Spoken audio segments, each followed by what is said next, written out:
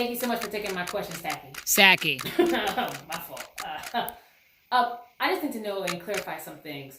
What is involved in these safe kits? Do they actually have crack pipes in them? Yes, thank you. I actually want to clarify and correct the wrong from those reports. No, we are not putting crack pipes in these safety kits. The Biden administration is representing a federal government where we are going to give our homeless people a safe passageway with these safety kits. Here, let me show you something. This is a crack pipe, which would not be in the safety kit. This is a no-no because it will not gear our homeless people to the right direction. And this is actually my pipe. Just joking.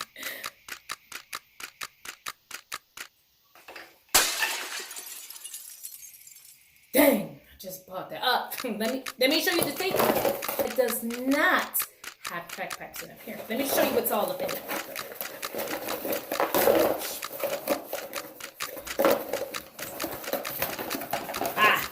There we go. We actually have toothbrushes, regular brushes.